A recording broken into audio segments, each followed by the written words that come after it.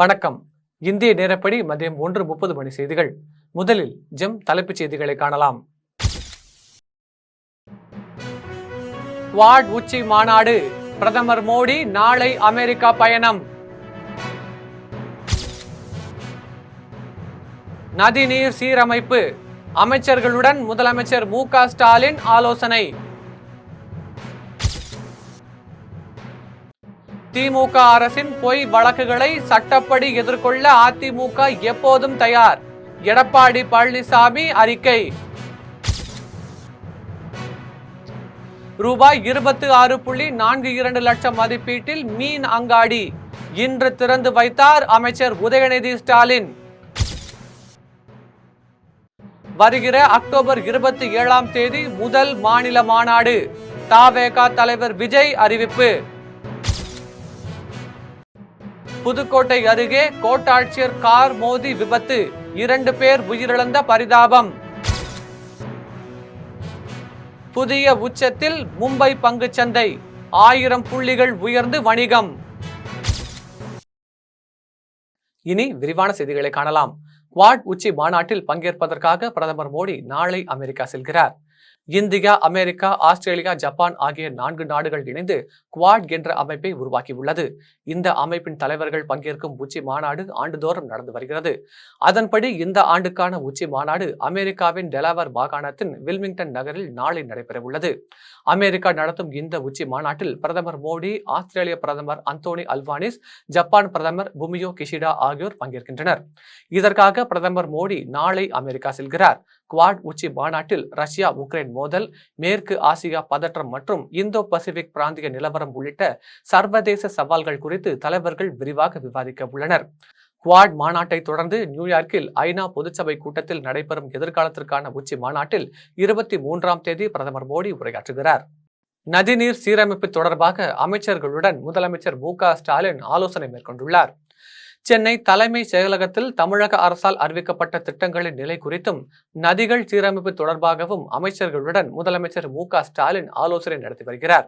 இதில் கூவம், அடையாறு, கொசத்தலை ஆறு சீரமைப்பு தொடர்பாக ஆலோசனை நடைபெற்று வருகிறது. ஆலோசனையில் அமைச்சர்கள் உதயநிதி, மா. சுப்பிரமணியன், தாமோ அன்பரசன் உள்ளிட்டோர் பங்கேற்றுள்ளனர். திமுக அரசின் பொய் வழக்குகளை சட்டப்படி எதிர்கொள்ள அதிமுக எப்போதும் தயாராக உள்ளதாக அதிமுக பொதுச் செயலாளர் எடப்பாடி பழனிசாமி தெரிவித்துள்ளார். இது தொடர்பாக அவர் வெளியிட்டுள்ள அறிக்கையில், அதிமுக தலைமை நிலைய செயலாளரும் சட்டமன்ற எதிர்க்கட்சி கொறடாவுமான SP வேலுமணி, சென்னை மாநகராட்சி பொறியாளர்கள் உட்பட பலர் மீது தனியார் அமைப்பு பல ஆண்டுகளுக்கு முன்பு அனுப்பிய ஆதாரமற்ற புகாரின் அடிப்படையில் திமுக அரசு தனது லஞ்ச ஒழிப்புத்துறை மூலம் வழக்கு பதிவு செய்துள்ளதாக குற்றம் சாட்டினார். மேலும் திமுக ஆட்சியின் ஆயுட்காலம் 19 அமாவாசைகள் தான் என்ற அவர், அதிமுக செயல் வீரர்களை பொய் வழக்கு போட்டு முடக்க நினைக்கும் திமுக அரசின் சவாலை சட்டப்படி எதிர்கொள்ள எப்போதும் தயார் என்று எடப்பாடி பழனிசாமி தெரிவித்துள்ளார். தமிழக வெற்றி கழகத்தின் முதல் மாநில மாநாடு வருகிற அக்டோபர் 27ஆம் தேதி நடைபெற உள்ளதாக அக்கட்சியின் தலைவர் விஜய் தெரிவித்துள்ளார். தமிழக வெற்றி கழகத்தின் தலைவர் விஜய் வெளியிட்டுள்ள செய்தியில், தமிழக வெற்றி கழகத்தின் முதல் மாநில மாநாடு வருகிற அக்டோபர் 27ஆம் தேதி மாலை 4 மணியளவில் விழுப்புரம் மாவட்டம் விக்கிரவாண்டி அருகே உள்ள வி சாலை கிராமத்தில் நடைபெற உள்ளதாக தெரிவித்துள்ளார். மேலும் வெற்றி கொள்கை மாநாடு நம்மை வழிநடத்த போகும் கொள்கைகளையும் அடையப் போகும் இலக்குகளையும் முழங்கும் அரசியல் திருவிழாவாகவும் பெருவிழாவாகவும் கொண்டாடப்பட உள்ளதாக தெரிவித்தார். இந்நிலையில் நமது முதல் மாநில மாநாட்டை எல்லா வகையிலும் வெற்றிகரமாக நடத்துவதற்காக தமிழ்நாடு மண்ணை சேர்ந்த மகனாக ஒட்டுமொத்த தமிழ்நாட்டு மக்களின் ஆதரவையும் ஆசிகளையும் உரிமையுடன் வேண்டிக் கொள்வதாக அவர் தெரிவித்தார். புதுக்கோட்டை அருகே கோட்டாட்சியர் ஐஸ்வர்யா பயணித்த கார் மோதியதில் 2 பேர் உயிரிழந்துள்ளனர். புதுக்கோட்டையில் இருந்து திருமயம் தாலுகா அலுவலகத்திற்கு தனது வாகனத்தில் வருவாய் கோட்டாட்சியர் ஐஸ்வர்யா சென்று கொண்டிருந்தார். RTO வாகனத்தை ஓட்டுநர் காமராஜ் ஓட்டி சென்று கொண்டிருந்தார். நகரத்துப்பட்டி என்ற இடம் அருகே சென்றபோது ராமநாதபுரம் மாவட்டம் அபிராமத்தில் இருசக்கர வாகனத்தில் எதிரே வந்த நபர்கள் திடீரென பின்னோக்கி திரும்பியுள்ளனர். அப்போது எதிரே வந்த RTO வாகனம் கட்டுப்பாட்டை இழந்து இருசக்கர வாகனம் மீது மோதி விபத்துக்குள்ளானது. இந்த விபத்தில் இருசக்கர வாகனத்தில் பயணம் செய்த 2 பேர் சம்பவ இடத்திலேயே உயிரிழந்தனர். RTO வாகனம் ஓட்டுநரும் RTO ஐஸ்வர்யாவுக்கும் லேசான காயம் ஏற்பட்டது. இருவரும் புதுக்கோட்டை மருத்துவமனையில் சிகிச்சைக்காக அனுமதிக்கப்பட்டுள்ளனர். இது குறித்து போலீசார் வழக்கு பதிவு செய்து விசாரணை நடத்தி வருகின்றனர். சென்னை சென்ட்ரல் ஆவடி இடையே மின்சார ரயில் ரத்து செய்யப்படுவதாக தெற்கு ரயில்வே அறிவித்துள்ளது. இதுகுறித்து தெற்கு ரயில்வே வெளியிட்டுள்ள செய்திக்குறிப்பில், சென்னை சென்ட்ரலில் இருந்து இன்று முதல் வரும் 22ஆம் தேதி வரை இரவு 12:15 மணிக்கு புறப்படும் ஆவடி செல்லும் மின்சார ரயில் ரத்து செய்யப்படுவதாகவும், பட்டாபிராமில் இருந்து இன்று நாளை ஆகிய 2 நாட்களுக்கு இரவு 10:45 மணிக்கு புறப்படும் சென்ட்ரல் வரும் மின்சார ரயில் ஆவடி சென்ட்ரல் இடையே பகுதி நேரமாக ரத்து செய்யப்படுவதாக தெரிவித்துள்ளது. இதேபோல் பட்டாபிராமில் இருந்து இன்று முதல் வரும் 22ஆம் தேதி வரை காலை 3:30 மணிக்கு புறப்படும் சென்ட்ரல் வரும் மின்சார ரயில் பட்டாபிராம் ஆவடி இடையே பகுதி நேரமாக ரத்து செய்யப்படுவதாக அதில் கூறப்பட்டுள்ளது. கோயம்பேடு பேருந்து நிலையத்தில் தூங்கிக் கொண்டிருந்தவர்கள் மீது போலீசார் தாக்குதல் நடத்தியதால் பரபரப்பு ஏற்பட்டது. சென்னை கோயம்பேடு பேருந்து நிலையத்தில் நேற்று இரவு 50க்கும் மேற்பட்டோர் தூங்கிக் கொண்டிருந்தனர். அப்போது அங்கு வந்த போலீசார் பேருந்து நிலையத்திற்குள் உறங்கக்கூடாது என கூறி அவர்கள் மீது தாக்குதல் நடத்தியதாக கூறப்படுகிறது. ஆதரவின்றி தங்களை பேருந்து நிலையத்தின் உள்ளே தங்கக்கூடாது என கூறி போலீஸ் தாக்குதல் நடத்தியதாக பாதிக்கப்பட்டவர்கள் புகார் தெரிவித்துள்ளனர். மேலும் போலீசாரை கண்டித்து 50க்கும் மேற்பட்டோர் கோயம்பேடு பேருந்து நிலையத்தில் சாலை மறியலில் ஈடுபட்டனர். திசையன் விலையில் நடைபெற்ற மக்கள் தொடர்பு முகாமில் 42,92,000 ரூபாய் மதிப்பீட்டில் நலத்திட்ட உதவிகளை சபாநாயகர் அப்பாவு வழங்கினார். நெல்லை மாவட்டம் திசையன் விளை வட்டம் கோட்டை கருங்குளத்தில் மக்கள் தொடர்பு முகாம் மாவட்ட ஆட்சித்தலைவர் கார்த்திகேயன் தலைமையில் நடைபெற்றது. இதில் வருவாய்த்துறை சார்பில் 22,90,000 ரூபாய் மதிப்பீட்டில் 97 பயனாளிகளுக்கு இணைய வழிபட்டா, முதியோர் உதவித்தொகை உள்ளிட்ட நலத்திட்டங்களும், நுகர்வோர் பாதுகாப்பு துறை சார்பில் 8.82 லட்சம் ரூபாய் மதிப்பீட்டில் கால்நடை பராமரிப்பு கடன் தொகை, சுகாதாரத்துறை மூலம் 5 கர்ப்பிணி தாய்மார்களுக்கு ஊட்டச்சத்து பெட்டகங்கள் என மொத்தம் 141 பயனாளிகளுக்கு 42,92,000 ரூபாய் மதிப்பிலான நலத்திட்ட உதவிகளை தமிழ்நாடு சட்டப்பேரவை தலைவர் அப்பாவு கலந்து கொண்டு வழங்கினார். முகாமில் மாவட்ட ஊராட்சி தலைவர் ஜெகதீஷ், மாவட்ட ஊரக வளர்ச்சி முகமை திட்ட இயக்குனர் சரவணன், திட்ட இயக்குனர் இலக்குவன் உட்பட பலர் கலந்து கொண்டனர். தமிழ்நாட்டில் தான் நாடாளுமன்ற தேர்தலானாலும் சரி, சட்டமன்ற தேர்தலானாலும் சரி, உள்ளாட்சி தேர்தலானாலும் ஒரே கட்டமாக தேர்தல் நடத்தக்கூடிய அளவுக்கு மக்கள் தயார் நிலையில் இருக்கின்றார்கள். அரசு சிறப்பான ஒரு ஆட்சியை நடத்துகிறது. தமிழ்நாடு தான், பக்கத்தில் கேரளாவும் அந்த அளவுக்கு இருக்குது. தென் மாநிலங்கள் ஓரளவுக்கு இந்த வாய்ப்பை பெற்றிருக்கிறது. தற்போதே உத்தரப்பிரதேசத்தை எடுத்தால் 7 கட்டம் 8 கட்டம், அதே போல் குஜராத்தை எடுத்துக்கிட்டால் 9 கட்டம், இப்படி நார்த் ஈஸ்ட்டை எடுத்துக்கிட்டால் ஒவ்வொரு மாநிலங்கள்லையும் 4 கட்டம் 5 கட்டம் 7 கட்டமாக தேர்தல் நடத்த வேண்டிய நிலையில் இருக்குது. இப்போ காஷ்மீர் தேர்தல் எத்தனை கட்டம்னு உங்களுக்கு தெரியும். அதனால் முதல்ல என்ன செய்யணும், ஒரே கட்டமாக தேர்தல் நடத்தக்கூடிய அளவுக்கு மாநிலங்கள் தயார்படுத்த வேண்டும். அதுக்கு என்ன வேணும் அப்படின்னா, அமைதியான இந்திய அரசியலமைப்பு சட்டப்படி ஆட்சி இருக்கணும், சட்டப்படி ஆட்சி இருக்கணும். எனக்கு தெரிஞ்சு 2017 இருந்து படிப்படியாக மாநிலங்களுடைய உரிமைகள் பறிக்கப்பட்டு வருகிறது. நீங்கள் பிரிட்டிஷ் ஆட்சி என்ன நினைக்கோ அதான் நடந்த மாதிரி தெரியும். ஒரே நாடு ஒரே தேர்தல் சாத்தியமற்றது என அமைச்சர் மு. சுவாமிநாதன் திருப்பூரில் பேட்டியளித்துள்ளார். திருப்பூர் மாவட்டம் திருமுருகன்பூண்டி நகராட்சி பகுதியில் சுமார் 40 கோடி ரூபாய் செலவில் கட்டப்பட்டு வரும் டைடல் பார்க் கட்டிடப் பணியினை செய்தித்துறை அமைச்சர் மு. சுவாமிநாதன் மற்றும் மாவட்ட ஆட்சியர் கிறிஸ்தவராஜ் உள்ளிட்டோர் பார்வையிட்டு ஆய்வு செய்தனர். பின்னர் செய்தியாளர்களிடம் பேசிய அமைச்சர் உதயநிதியை துணை முதலமைச்சராக தமிழக முதலமைச்சர் விரைவில் அறிவிப்பார் என நம்புவதாகவும், விஜய் வருகை திமுகவை பாதிக்காது என்ற அவர் எதை கண்டும் திமுக அஞ்ச போவதில்லை என்றும் கூறினார். மேலும் ஒரே நாடு ஒரே தேர்தல் சாத்தியமற்றது என அமைச்சர் கூறினார். இதில் அரசு அதிகாரிகள், திமுக கழக நிர்வாகிகள், தொண்டர்கள் பலர் கலந்து கொண்டனர். எப்போது உதயநிதி அவர்கள் துணை முதல்வர் அறிவிக்கப்படுவார் நினைக்கிறீங்க? மாண்புமிகு முதலமைச்சர் அவர்கள் அதற்கான முடிவு எடுப்பார்கள். நாங்களும் எதிர்பார்த்து கொண்டிருக்கிறோம் அந்த நல்ல செய்தியை. எனவே அந்த வகையில் மகிழ்ச்சிக்குரிய செய்தி எப்பொழுது வரும் என்று நாங்கள் எதிர்பார்த்து கொண்டிருக்கிறோம்.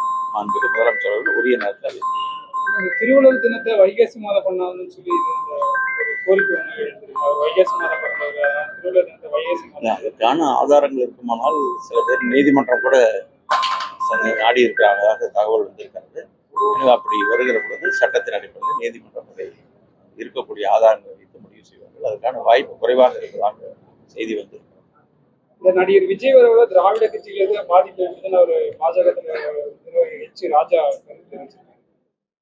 யாருக்கு பாதிப்பு இருக்குதோ இல்லையோ, திராவிட முன்னேற்ற கழகத்துக்கு நிச்சயமாக எந்த விதத்திலும் இது பாதிப்பு இருக்காது மற்ற இயக்கங்களினால். ஏன்னு சொன்னால் மக்களால் ஏற்றுக்கொள்ளப்பட்ட இயக்கம். உரிய நேரத்தில் முதலமைச்சர் உதயநிதிக்கு துணை முதலமைச்சர் பதவி அளிப்பார் என்று கோவையில் அமைச்சர் செஞ்சிமஸ்தான் தெரிவித்துள்ளார். கோவை பேரூர் ஆதீனம் மருதாசல அடிகளாரை அமைச்சர் செஞ்சிமஸ்தான் மற்றும் சிறுபான்மை ஆணைய உறுப்பினர் முகமது ரஃபீக் ஆகியோர் நேரில் சந்தித்து கலைஞரின் 100 ரூபாய் நாணயத்தை அவரிடம் வழங்கி ஆசி பெற்றனர். இதனைத் தொடர்ந்து செய்தியாளர்களை சந்தித்து பேசிய அமைச்சர் மத்திய அரசு கொண்டு வரும் வக்ஃபு வாரிய சட்டத்திருத்த மசோதாவை எதிர்த்து வருவதாக தெரிவித்தார். மேலும் கலைஞர் உரிய நேரத்தில் உள்ளாட்சி துறையையும் துணை முதலமைச்சர் பதவியையும் முதலமைச்சருக்கு வழங்கியதைப் போல உரிய நேரத்தில் முதலமைச்சரும் உதயநிதிக்கு துணை முதலமைச்சர் பதவி வழங்குவார் என்று தெரிவித்தார்.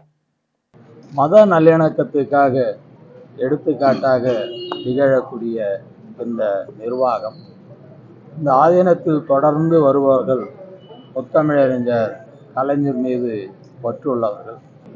அனைத்து இஸ்லாமிய ஜமாத் அமைப்புகளாக சேர்ந்து இன்னைக்கு கனிமொழி சொல்லிச்சிருக்காங்க. உங்களுடைய கருத்து என்ன?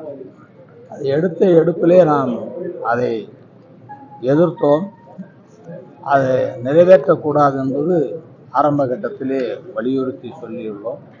அதற்காக தான் ஒரு குழு அமைத்திருக்கிறார்கள். அந்த குழுவில் முன்னாள் மத்திய அமைச்சர், நாடாளுமன்ற உறுப்பினர் அருமை சகோதரர் ராஜா அவர்களும், நாடாளுமன்ற உறுப்பினர் MM அப்துல்லா அவர்களும் அந்த குழுவில் இடம்பெற்றுள்ளார்கள். நம்முடைய ஒட்டுமொத்த தமிழ் சமுதாயத்தில் இங்கே இணைந்து வாழக்கூடிய சிறுபான்மை சமுதாயத்தை சார்ந்த அத்தனை ஜமாத்தினுடைய ஒருமித்த கருத்தாக தான் அதை நாமும் வலியுறுத்தி சொல்லுகிறோம். அதே அந்தியூரில் நடைபெற்ற அதிமுக பொதுக்கூட்டத்தில் முன்னாள் அமைச்சர் செங்கோட்டையன் பங்கேற்று உரையாற்றினார். ஈரோடு மாவட்டம் அந்தியூர் சட்டமன்ற தொகுதிக்கு உட்பட்ட மாத்தூர் பகுதியில் அண்ணாவின் பிறந்தநாளை ஒட்டி அதிமுக சார்பில் பொதுக்கூட்டம் நடைபெற்றது. இதில் முன்னாள் அமைச்சர் செங்கோட்டையன் கலந்து கொண்டு பேசினார். அப்போது அந்தியூர் சட்டமன்ற தொகுதியில் சதிகாரர்கள் செய்த சதியால் தான் 1200 வாக்குகளில் தோல்வியை தழுவியதாகவும் 2026 அதிமுக ஆட்சியில் அமரும், இதை யாராலும் மாற்றிக்காட்ட முடியாது என்று கூறினார். கூட்டத்தில் அந்தியூர் சட்டமன்ற தொகுதிக்கு உட்பட்ட அதிமுக நிர்வாகிகள் மற்றும் தொண்டர்கள் பலர் கலந்து கொண்டனர். இந்திய நாட்டின் வரலாற்றில், தமிழகத்தின் வரலாற்றில் யாருமே செய்துவிட முடியாத சாதனை சரித்திரத்தை தமிழகத்தில் விதைத்தார். நான் எல்லாம் எதற்காக சொல்லுவேன் சொன்னால், ஒரு தலைவர் தோன்றினால் அன்றைக்கு அந்த தலைவர் இருக்கிற போதுதான் சீனாவிலே நாம் போர் எடுக்கிறோம். அங்கே இந்தியாவிற்கும் சீனாவிற்கும் அன்றைக்கு போர் நடைபெறுகிறது. அப்போது எல்லோரும் கேட்டார்கள், திராவிட நாடு திராவிடருக்கு என்று அண்ணா அவர்கள் அன்றைக்கு முழக்கமிட்ட நேரத்தில் அண்ணா இடத்திலே கேட்கின்ற போது, நாடு இருந்தால் மட்டும்தான் நாம் இருக்க முடியும். திமுக ஆட்சி விளம்பரத்தால் நடக்கும் ஆட்சி என்று முன்னாள் அமைச்சர் ராஜேந்திர பாலாஜி விமர்சனம் செய்துள்ளார். விருதுநகர் மாவட்டம் ஸ்ரீவில்லிபுத்தூர் வத்ரார்பு பகுதியில் அதிமுக சார்பில் அண்ணாவின் 116வது பிறந்தநாள் விழா பொதுக்கூட்டம் நடைபெற்றது. இதில் அதிமுக சட்டமன்ற உறுப்பினர் மான்ராஜ், முன்னாள் அமைச்சர் ராஜேந்திர பாலாஜி, முன்னாள் அமைச்சர் இன்பத்தமிழன் உள்ளிட்ட ஏராளமான கழக நிர்வாகிகள் கலந்து கொண்டனர். அப்போது பேசிய ராஜேந்திர பாலாஜி, அண்ணாவின் பிறந்த நாளை ஸ்டாலினோ திமுக கட்சியினரோ நினைத்து கூட பார்ப்பதில்லை என்றும், திமுக ஆட்சி விளம்பரத்தால் நடக்கும் ஆட்சி என்றும், விளம்பரத்தால் உயர்ந்தவர் வாழ்க்கை நிரந்தரம் ஆகாது என விமர்சனம் செய்துள்ளார். புதுக்கோட்டை அருகே பல்வேறு வாகன திருட்டு சம்பவங்களில் தொடர்புடைய நபரை போலீசார் கைது செய்தனர். புதுக்கோட்டை மாவட்டம் கீரமங்கலம் அருகே உள்ள கொத்தமங்கலம் கிழக்கு பகுதியை சேர்ந்த கண்ணன் என்பவர் கடந்த 10 ஆண்டுகளாக பல்வேறு வாகன திருட்டுகளை செய்து வருவதாக கூறப்படுகிறது. இவர் மீது பல்வேறு திருட்டு வழக்குகள் நிலுவையில் உள்ளது. அப்போது அவ்வழியாக வந்த கண்ணனை பிடித்து போலீசார் விசாரித்ததில் அவர் ஓட்டி வந்தது திருட்டு வாகனம் என்பதும் தெரியவந்தது. இதையடுத்து அவர் பதுக்கி வைத்திருந்த மேலும் 4 வாகனங்களோடு சேர்த்து 5 வாகனங்களை போலீசார் பறிமுதல் செய்தனர். இது தொடர்பாக வழக்கு பதிவு செய்த கீரமங்கலம் போலீசார் கண்ணனை நீதிமன்றத்தில் ஆஜர்படுத்தி சிறையில் அடைத்தனர். உதகை அருகே 5ஆம் வகுப்பு மாணவிக்கு பாலியல் தொந்தரவு கொடுத்த JCB ஆபரேட்டர் கைது செய்யப்பட்டார். நீலகிரி மாவட்டம் உதகை அருகே வசித்து வரும் கூலி தொழிலாளிக்கு 2 குழந்தைகள் உள்ளனர்.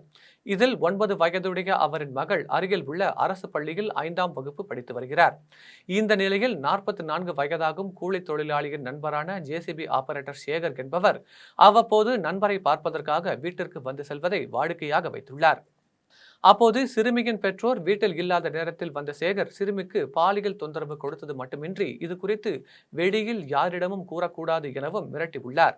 இருப்பினும் தைரியத்தை வரவழைத்துக் கொண்ட சிறுமி செல்போன் மூலம் தனது பெற்றோரிடம் தெரிவித்துள்ளார். இதையடுத்து சிறுமியின் பெற்றோர் உதகை ஊரக அனைத்து மகளிர் காவல் நிலையத்தில் புகார் அளித்தார். புகாரின் பேரில் போலீசார் போக்சோ சட்டத்தின் கீழ் சேகரை கைது செய்து நீதிமன்றத்தில் ஆஜர்படுத்தி சிறையில் அடைத்தனர். ரேஷன் அரிசி மூட்டைகள் ஏற்றி வந்த லாரி சாலையோரம் கவிழ்ந்து விபத்துக்குள்ளான சம்பவம் குறித்து காவல்துறையினர் விசாரணை நடத்தி வருகின்றனர். திருவள்ளூர் மாவட்டம் கும்மிடிப்பூண்டி நுகர்பொருள் வாணிப கிடங்கில் இருந்து லாரி ஒன்று 550 அரிசி மூட்டைகளை ஏற்றிக்கொண்டு பள்ளிப்பட்டு நோக்கி புறப்பட்டது. லாரியை கும்மிடிப்பூண்டி கோட்டைக்கரையை சேர்ந்த ஜோசப் ராஜ் என்பவர் ஓட்டி வந்தார். திருத்தணி சோளிங்கர் மாநில நெடுஞ்சாலையில் ஆர்கேபேட்டை அருகே லாரி கட்டுப்பாட்டை இழந்து சாலையோரம் கவிழ்ந்து விபத்துக்குள்ளானது. இதில் ஓட்டுநர் ஜோசப் ராஜ் படுகாயமடைந்தார். அவரை சாலையில் சென்றவர்கள் மீட்டு சிகிச்சைக்காக சோளிங்கர் அரசு மருத்துவமனையில் அனுமதித்தனர். இது குறித்து தகவல் அறிந்த ஆர்கேபேட்டை காவல்துறையினர் சம்பவ இடத்திற்கு விரைந்து சென்று சாலையோரம் கவிழ்ந்த லாரியில் இருந்து அரிசி மூட்டைகளை மற்றொரு லாரியில் ஏற்றி பள்ளிப்பட்டு நுகர்பொருள் வாணிப கிடங்கிற்கு அனுப்பி வைத்தனர். மேலும் காவல்துறையினர் வழக்கு பதிவு செய்து விசாரணை நடத்தி வருகின்றனர். திருப்பத்தூர் அருகே மனைவியை கத்தியால் குத்திய கணவன் விஷம் குடித்து தற்கொலை செய்து கொண்ட சம்பவம் பெரும் அதிர்ச்சியை ஏற்படுத்தியுள்ளது. திருப்பத்தூர் மாவட்டம் குரிசலப்பட்டு அடுத்த கல்லுக்குட்டை பகுதியில் பிரவீன் நந்தினி தம்பதியினர் வசித்து வந்தனர். இவர்களுக்கு குழந்தைகள் இல்லாத நிலையில் இருவருக்கும் இடையே கருத்து வேறுபாடு ஏற்பட்டு நந்தினி தனது தாய் வீட்டிற்கு சென்று விட்டதாக கூறப்படுகிறது. மனைவியை பலமுறை அழைத்தும் அவர் வராததால் மிகுந்த மன உளைச்சலில் இருந்த பிரவீன் நந்தினி வேலை செய்யும் அலுவலகம் சென்று தன்னோடு வரும்படி அழைத்துள்ளார். அதற்கு மனைவி மறுப்பு தெரிவிக்கவே தான் மறைத்து வைத்திருந்த கத்தியால் உடம்பில் பல்வேறு இடங்களில் குத்தியுள்ளார். இதையடுத்து பிரவீனை கைது செய்த போலீசார் நந்தினியை திருப்பத்தூர் அரசு மருத்துவமனைக்கு அனுப்பி வைத்தனர். மனைவி நந்தினி சிகிச்சை பெற்று வரும் நிலையில் பிரவீன் நிபந்தனை ஜாமீனில் வெளியே வந்தார். இதனால் மேலும் மன உளைச்சலுக்கு ஆளான அவர் வீடியோ பதிவு ஒன்றை வெளியிட்டு தற்கொலை செய்து கொண்டார்.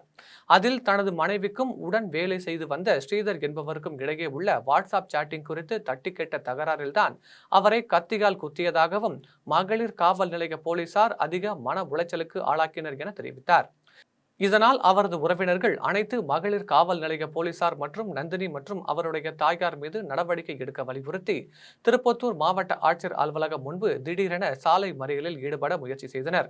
அப்போது பாதுகாப்பு பணியில் இருந்த போலீசார் அனைவரையும் தடுத்து நிறுத்தினர். மேலும் அவர்கள் மீது நடவடிக்கை எடுக்கப்படும் என்று கூறியதன் பேரில் அனைவரும் கலைந்து சென்றனர். இந்த சம்பவம் அப்பகுதியில் பெரும் பரபரப்பையும் சோகத்தையும் ஏற்படுத்தியுள்ளது. கோத்தகிரி சிறப்பு நிலை பேரூராட்சியில் பணியாற்றும் தூய்மை பணியாளர்களை தகாத வார்த்தையால் திட்டியும் ஜாதி பெயரை கூறி அவமதித்த நபர் மீது நடவடிக்கை எடுக்க வேண்டும் என வலியுறுத்தி தூய்மை பணியாளர்கள் முற்றுகை போராட்டத்தில் ஈடுபட்டனர். நீலகிரி மாவட்டம் கோத்தகிரி பேரூராட்சிக்கு உட்பட்ட 21 வார்டுகளில் பணியாற்றும் தூய்மை பணியாளர்கள் நாள்தோறும் வாகனம் மற்றும் சிறிய ஆட்டோ மூலமாக குடியிருப்பு பகுதிக்கு சென்று குப்பைகளை சேகரித்து வருகின்றனர். அதன்படி 16வது வார்டு பெரியநகர் பகுதியில் அதன்படி 16வது வார்டு பெரியார் நகர் பகுதியில் காலையில் தூய்மை பணிக்கு சென்ற 2 தூய்மை பணியாளர்களை தகாத வார்த்தையில் திட்டி சாதி பெயரை கூறி அவமானப்படுத்திய நபர் மீது நடவடிக்கை எடுக்க வேண்டும் என தூய்மை பணியாளர்கள் கோத்தகிரி காவல் நிலையத்தில் புகார் அளித்தனர். புகாரின் பேரில் நடவடிக்கை எடுக்காததால் கோத்தகிரி காவல் நிலையத்தை 50க்கும் மேற்பட்ட தூய்மை பணியாளர்கள் முற்றுகையிட்டு போராட்டத்தில் ஈடுபட்டனர். அப்போது தங்களை தகாத வார்த்தையால் திட்டியும் ஜாதி பெயரை கூறி அவமதித்த நபர் மீது நடவடிக்கை எடுக்க வேண்டும் என வலியுறுத்தினர். இதையடுத்து குன்னூர் காவல்துறை துணை கண்காணிப்பாளர் தூய்மை பணியாளர்களிடம் சமாதான பேச்சுவார்த்தை நடத்தி சம்பந்தப்பட்ட நபர் மீது நடவடிக்கை எடுக்கப்படும் என உறுதியளித்ததை அடுத்து அனைவரும் கலைந்து சென்றனர். புதுக்கோட்டை அருகே குட்கா உள்ளிட்ட போதைப் பொருட்களை விற்பனை செய்த ஒருவரை போலீசார் கைது செய்தனர். புதுக்கோட்டை மாவட்டம் கரம்பக்குடியில் தமிழக அரசால் தடை செய்யப்பட்டுள்ள குட்கா பொருட்கள் விற்பனை செய்யப்படுவதாக தனிப்படை போலீசாருக்கு ரகசிய தகவல் கிடைத்தது. தகவலின் பேரில் தனிப்படை போலீசார் சம்பவ இடத்திற்கு விரைந்து சென்று ஆய்வு மேற்கொண்டனர். ஆய்வின் போது கரம்பக்குடி வடக்கு புதுத்தெரு பகுதியை சேர்ந்த அம்சத் அலி என்பவர் குட்கா பொருட்களை வீட்டில் பதுக்கி வைத்து விற்பனை செய்தது தெரியவந்தது. இதையடுத்து அவரிடம் இருந்து ஹான்ஸ் குட்கா உள்ளிட்ட 104 போதைப் பொருள் பாக்கெட்டுகள் மற்றும் விற்பனைக்காக எடுத்துச் செல்ல பயன்படுத்தப்பட்ட இருசக்கர வாகனத்தையும் போலீசார் பறிமுதல் செய்து அவரை கைது செய்து சிறையில் அடைத்தனர். லாரி உரிமையாளர்கள் சங்கத்தினர் அறிவித்த அடையாள வேலை நிறுத்த போராட்டத்தை முன்னிட்டு சிங்கப்பெருமாள் கோவில் பகுதி முழுவதும் நூற்றுக்கணக்கான போலீசார் குவிக்கப்பட்டுள்ளனர். மணல் மற்றும் சவுடு லாரி உரிமையாளர்கள் சங்கத்தினர் சார்பில் பல்வேறு கோரிக்கைகளை வலியுறுத்தி இன்று ஒரு நாள் அடையாள வேலை நிறுத்தமாக 5000 லாரிகளுடன் சென்னை கோட்டையை நோக்கி பேரணி நடைபெறும் என அறிவிக்கப்பட்டிருந்தது. அதன் எதிரொலியாக சிங்கப்பெருமாள் கோவில் புதிய மேம்பாலம் அருகே சுமார் 500க்கும் மேற்பட்ட போலீசார் குவிக்கப்பட்டுள்ளனர். மேலும் பரனூர் சுங்கசாவடி, மஹேந்திரா சிட்டி உள்ளிட்ட தேசிய நெடுஞ்சாலையில் வரும் லாரிகளை ஆங்காங்கே மடக்கி பிடித்து திருப்பி அனுப்பி வருகின்றனர். மேலும் லாரிகள் செல்லாத வகையில் பேரிகேடுகளை அமைத்து சிங்கப்பெருமாள் கோவில் முழுவதும் போலீசாரின் கட்டுப்பாட்டுக்குள் கொண்டு வரப்பட்டுள்ளது. கரும்பு 1 டன்னை ரூபாய் 800க்கு வெட்டி கொடுப்பதாக முதலமைச்சர் மு.க. ஸ்டாலின் அறிவித்த அண்ணல் அம்பேத்கர் திட்டத்தில் பயனடைந்த அம்சவேணி தெரிவித்துள்ளார். ஒவ்வொரு தனிநபரும் பொருளாதாரத்தில் உயர்ந்து சுய தொழில் செய்து தொழில் முனைவோராக உயர வேண்டும் என்ற நோக்கத்தில் தமிழக அரசு அண்ணல் அம்பேத்கர் திட்டம் மற்றும் நீட்ஸ் என்ற திட்டத்தை செயல்படுத்தி வருகிறது. இதில் ராணிப்பேட்டை மாவட்டத்தில் அரசு இலக்கை முடித்துள்ள பலர் கடனுதவி பெற்று சுய தொழில் செய்து பயனடைந்து வருகின்றனர். அதன் ஒரு பகுதியாக ஆற்காடு வட்டத்திற்குட்பட்ட கரிக்கந்தாங்கல் அருந்ததிய காலனி கிராமத்தை சேர்ந்த அம்சவேணி பாலசுப்பிரமணியம் தம்பதியினர் மாவட்ட தொழில் மையத்தின் மூலம் முதலமைச்சர் மு.க. ஸ்டாலின் அறிவித்த அண்ணல் அம்பேத்கர் திட்டத்தில் 1,37,00,000 மதிப்பீட்டில் கரும்பு அறுவடை இயந்திரத்தை 46,71,000 மானியத்தில் வங்கி மூலம் பெற்று பொருளாதாரத்தில் உயர்ந்துள்ளனர். இந்த நிலையில் மாவட்ட ஆட்சியர் சந்திரகலா நேரில் கள ஆய்வு செய்து அண்ணல் அம்பேத்கர் திட்டத்தில் பயனடைந்த அம்சவேணியை சந்தித்து கேட்டறிந்தார். அதனைத் தொடர்ந்து பயனாளி பொருளாதாரத்தில் உயர்ந்து வருவதாகவும் குறைந்த செலவில் கரும்பு 1 டன்னை ரூபாய் 800க்கு வெட்டி கொடுப்பதாகவும் செய்தியாளர்களிடம் அம்சவேணி தெரிவித்தார். அம்பேத்கர் ஸ்கீம் தொழில் பயனாளிகளை நம்ம சந்திக்கிறதுக்கு இங்கே வந்திருக்கோம். நம்ம சிறு குறு மற்றும் நடுத்தர தொழில் துறையில் அண்ணல் அம்பேத்கர் பிஸ்னஸ் சாம்பியன் ஸ்கீம்னு நம்ம 2023 ஃபர்ஸ்ட் ஏப்ரல் 2023 மாண்புமிகு தமிழ்நாடு முதலமைச்சர் மூலமாக லான்ச் ஆயிடுச்சு. அப்போ இந்த ஸ்கீம் ஸ்பெசிஃபிக்காக எஸ்சி/எஸ்டி கம்யூனிட்டிஸ்க்கு அங்கே தொழில் செய்கிற எல்லாம் இது ப்ரொப்ரைட்டர்ஷிப் இருக்கிறதோ பார்ட்னர்ஷிப்பில் பண்ண எல்லாருக்கும் இந்த ஸ்கீம் மூலமாக பயன்படுத்திக்கலாம். இதில் ஃப்ரண்ட் எண்டில் நம்ம 35% சப்சிடி ப்ராவிஷன் இருக்குது. அது மட்டுமே இல்லாமல் 6% இன்ட்ரெஸ்ட் சப்வென்ஷன் இருக்குது. இந்த இன்ட்ரெஸ்ட் சப்வென்ஷன் என்னென்னா அந்த பேங்க்ஸ் பண்ணுற வட்டிக்கு 6% சப்சிடி அந்த சப்வென்ஷன் பேங்க்ஸுக்கு கவர்மெண்ட் மூலமாக முன்னாடியே பேங்க்ஸுக்கு நம்ம கொடுத்துருவோம். ஸோ பயனாளி அந்த 6% கொடுக்க தேவை இருக்காது. சிஎம்லாம் அந்த ஸ்கீம் அப்போ தான் சிஎம் முதல்ல லான்ச் பண்ணுறாரு. ஏஐபிசி ஸ்கீம்ன்றது அப்போ தான் தமிழகம் லான்ச் பண்ணுறாரு. அந்த லான்ச் பண்ண கையோடு தான் நாங்கள் உள்ளே அப்ளை பண்ணோம். அதுக்கப்புறம் ஸ்கீம் நல்லா டக்குன்னு வேலை முடிச்சு மெட்ராஸ் தான் கொடுத்தாங்க. சப்சிடியோட மெட்ராஸ் போய் நாங்கள் சிஎம் கையாலே வாங்கிட்டு வந்தது. சப்சிடியில் அவங்களே கொடுத்து நல்ல வரவேற்பு நல்லா அருமையாக பண்ணாங்க. குன்னூர் அருகே கிணறு தோண்டிய போது பாறைக்கு வெடி வைத்த வழக்கில் 2 காவல்துறையினர் கைது செய்து சிறையில் அடைத்தனர். நீலகிரி மாவட்டம் குன்னூர் அடுத்த சேலாஸ் கெந்தளா கிராமத்தில் வசித்து வரும் சுரேஷ் என்பவர் தேயிலை தோட்டத்தில் கடந்த சில மாதங்களாக அனுமதி பெறாமல் கிணறு ஒன்றை தோண்டி வந்துள்ளார். இந்த நிலையில் கிணற்றில் இருந்து பாறையை வெடி வைத்து தகர்த்ததால் அப்பகுதியில் வசித்து வரும் குடும்பத்தினர் வருவாய்த்துறைக்கு தகவல் அளித்தனர். இதனைத் தொடர்ந்து வருவாய்த்துறையினர் கொலக்கம்பை காவல் நிலையத்தில் புகார் அளித்ததை தொடர்ந்து குன்னூர் துணை கண்காணிப்பாளர் குமார் உத்தரவின் பேரில் கொலக்கம்பை காவல்துறையினர் வழக்கு பதிவு செய்து தேயிலை தோட்ட உரிமையாளர் சுரேஷை கைது செய்து நீதிமன்றத்தில் ஆஜர்படுத்தி சிறையில் அடைத்தனர். மேலும் கிணறு வெட்ட வெடிமருந்து பயன்படுத்திய எம்ஜிஆர் நகர் பகுதியைச் சேர்ந்த சுந்தர் என்பவரை தேடி வந்தனர். இந்த நிலையில் திருச்சியில் தலைமறைவாக இருந்த சுந்தரை கைது செய்து குன்னூர் குற்றவியல் நடுவர் நீதிமன்றத்தில் ஆஜர்படுத்தி குன்னூர் கிளை சிறையில் அடைத்தனர். திருமயம் அருகே நீர்நிலைகளை பாதுகாக்க வேண்டும் என்ற நீதிமன்ற உத்தரவை அதிகாரிகள் தவறாக பயன்படுத்துவதாக கூறி அப்பகுதி மக்கள் போராட்டத்தில் ஈடுபட்டனர். புதுக்கோட்டை மாவட்டம் திருமயம் லெனின் நகரில் உள்ள விநாயகா கண்மாயின் மேடான பகுதிகளில் 50 ஆண்டுகளாக குடியிருந்த கூலி தொழிலாளர்களை அப்புறப்படுத்துமாறு நீதிமன்றம் உத்தரவிட்டது. இதற்கு மாவட்ட ஆட்சியரிடம் விளக்கம் கொடுத்த பிறகும் நீதிமன்ற உத்தரவை காட்டி அதிகாரிகள் அங்குள்ள மக்களை அப்புறப்படுத்தும் பணியில் ஈடுபட்டு வருகின்றனர். இந்நிலையில் வருவாய் கோட்டாட்சியர் தலைமையில் சமாதான பேச்சுவார்த்தை நடைபெற்றது. இதில் உடன்பாடு ஏற்படாத நிலையில் மக்கள் போராட்டத்தில் ஈடுபட்டனர். பின்னர் 3 மாத கால அவகாசமும் மாற்றிடமும் வழங்கப்படும் என வருவாய் கோட்டாட்சியர் உத்தரவிட்டதை தொடர்ந்து போராட்டம் கைவிடப்பட்டது. அப்போது செய்தியாளர்களிடம் பேசிய சட்டமன்ற உறுப்பினர் சின்னதுரை, நீதிமன்றம் நீர்நிலைகளை பாதுகாத்திட வேண்டும் என்ற உத்தரவை அதிகாரிகள் தவறாக பயன்படுத்துகிறார்கள் என்றும் வீடுகளை இடிப்பதிலேயே மும்முரம் காட்டி வருகிறார்கள் என்றும் தெரிவித்தார். மாவட்டம் திருமயம் தாலுகா திருமயம் வெளிநகர் சாதாரண ஏழை எளிய மக்கள், விவசாய கூலி தொழிலாளிகள் 50 ஆண்டுகளாக குடியிருந்த இடத்தை நீர்நிலை புறம்போக்கில் குடியிருப்பதாக காரணம் தெரிவித்து நீதிமன்றம் தலையிட்டு அந்த குடிசைகளை எல்லாம் அப்புறப்படுத்த சொன்னதாக பிடபிள்யூடி அதிகாரிகள் தெரிவித்ததற்கு பிறகு ஒரு நோட்டீஸ் கொடுத்து நடவடிக்கை எடுக்க அவர்கள் முயற்சித்தார்கள். மாவட்ட ஆட்சியரை சந்தித்து நாங்கள் அதனுடைய நியாயத்தை விளக்கி சொல்லியிருக்கிறோம். அதற்கு பிறகும் இன்றைக்கு அத்துமீறி இவர்கள் குடிசை பகுதி வீடுகளை இடிப்பதற்கு வருவாய்த்துறை, காவல்துறை, பொதுப்பணித்துறை அதிகாரிகள் முழுவதும் வருகை தந்து ஒரு பெரிய பதட்டத்தை திருமயத்தில் ஏற்படுத்தியிருக்கிறார்கள் என்பதை நான் கவலையோடு தெரிவித்திருக்கிறேன். அது சம்பந்தமாக சட்டமன்ற உறுப்பினர் என்ற அடிப்படையிலும் ஒரு அகில இந்திய விவசாய தொழிலாளர் சங்கத்தினுடைய மாநில தலைவர்கள் அடிப்படையும் அதிகாரிகளிடம் பலமுறை நான் வலியுறுத்தி பேசியிருக்கிறேன்.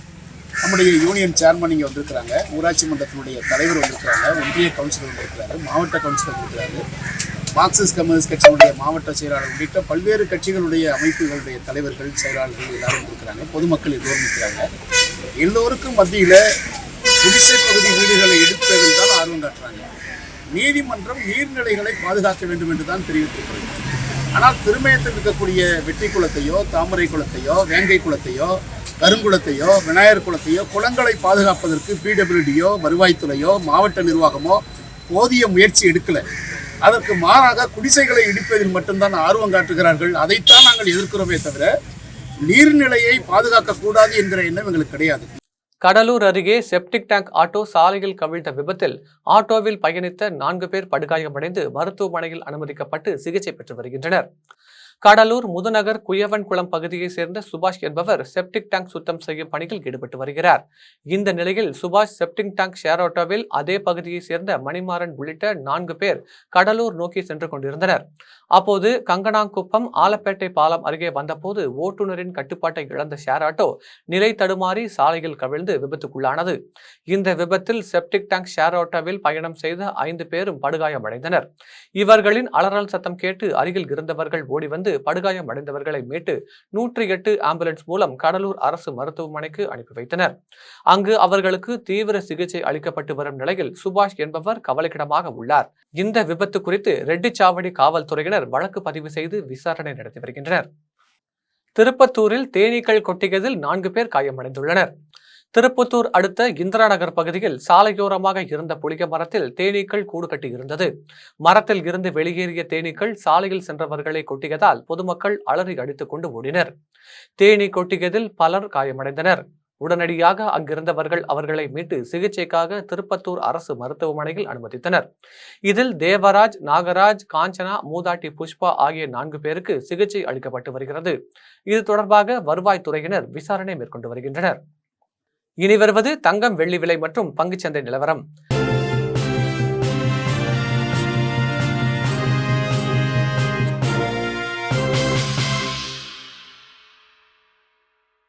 சென்னையில் இன்று ஆபரண தங்கத்தின் விலை 1 சவரன் 55,080 ரூபாய்க்கு விற்பனையாகிறது.